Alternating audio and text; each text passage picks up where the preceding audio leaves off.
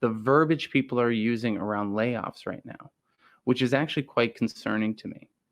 I'm seeing tons and tons of profiles that are saying victim of the COVID layoffs, casualty of COVID layoffs.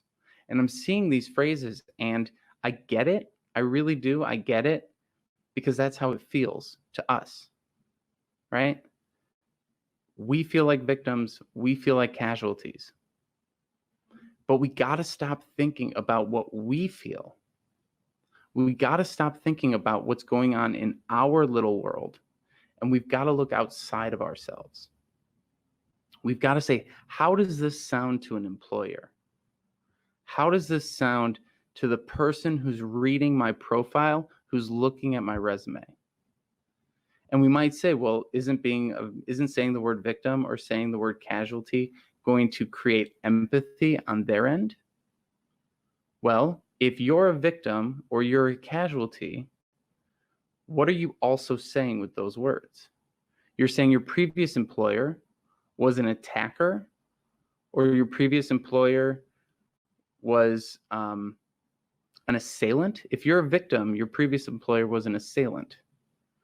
If you're a casualty, your previous employer was a murderer. So you've got to look at the implications of the words that we're using, right?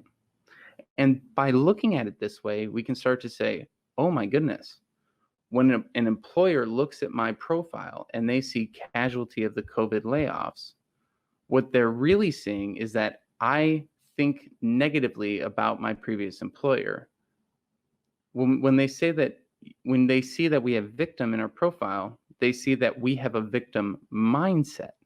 And no employer wants to hire someone with a victim mindset, because a victim mindset is someone who sits at work saying, well, it's not my fault we didn't hit the deadline. It's their fault. It's not my fault that this didn't work out. It's their fault. It's not my fault, blah, blah, blah, blah, blah, right? And again, I'm not saying this in a mean way. I understand where these words are coming from, and I understand where the sentiment is coming from. But we have to look at everything from a branding and positioning perspective. We have to look at everything outside of ourselves from the employer's perspective. And no employer wants to hire someone who thinks of themselves as a victim. No employer wants to hire someone who thinks of themselves as someone who's being attacked, when in reality, companies are making hard decisions to make layoffs because that is just what needs to happen in the current economy. If your business isn't open, you're going to have to make some layoffs. And sacrifice is a bad word too. That's a BS word from the employer side. So don't worry, they're full of BS too. I'm not totally empathizing with employers. I think a lot of them are full of crap too. My point being is, how do we control the narrative? How do you control the narrative so that the next employer wants to hire you as quickly as possible? What do we need to say so that they want to hire us today? And I think the best version of this I saw out there was someone very quickly changed their profile.